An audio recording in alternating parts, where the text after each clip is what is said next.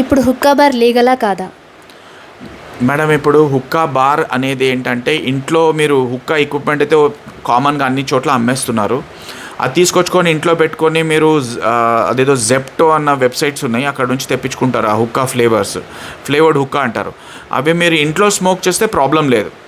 పబ్లిక్లో దాన్ని బ్యాన్ చేసింది ఏది గవర్నమెంట్ ఆఫ్ తెలంగాణ ఒక బిల్ పాస్ చేసింది. కానీ ఆ బిల్ ఇంకా గవర్నర్ గారు ప్రెసిడెంట్కి పంపించడం జరిగింది. అది ఇంకా అప్రూవ్ కాలేదు, ఆ యాక్ట్లోకి రాలేదు అది ఇంకా. కానీ మన తెలంగాణ హైకోర్టులో కూడా చాలామంది రిట్ పిటిషన్స్ వేశారు. మన కర్ణాటక హైకోర్టులో కూడా దాన్ని బ్యాన్ చేస్తూ ఉత్తర్వులు జారీ చేశారు.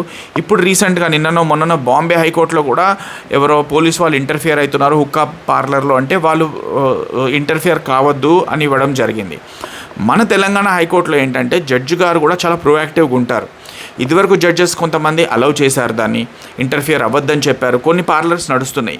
ఇప్పుడు కొత్తగా ఎవరైనా పార్లర్స్ మీద రేడ్ అయ్యి వాళ్ళు సీజ్ చేస్తుంటే ఇప్పుడు కొత్తగా ఉన్న జడ్జెస్ గారు ఎవరైతే ఉంటారో రోస్టర్లో వాళ్ళు అలౌ చేయట్లేదు. ఎందుకంటే చిన్న పిల్లలు కదా, చిన్నప్పుడే ఆ టొబాకోకి దీనికి వాళ్ళు అలవాటు పడిపోయి వాళ్ళ హెల్త్ అంతా పాడు చేసుకుని లంగ్స్ కిడ్నీస్ అన్నీ పాడైపోతాయి. కాబట్టి వాళ్ళు కూడా దీని మీద ఒక ఫైనల్ డిసిషన్ రావాలి, ఒక రీసెర్చ్ జరగాలి, అప్పుడు కానీ మేము దీన్ని కన్సిడర్ చేయలేము అని ఇవ్వడం జరిగింది.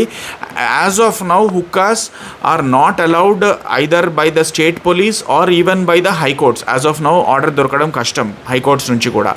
కొన్ని మాత్రం నడుస్తున్నాయి.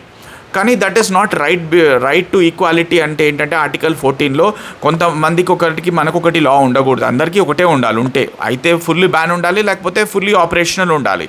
So this has to be considered by the government of the day, that is state has to decide on this. The police has to strictly implement and decide on this.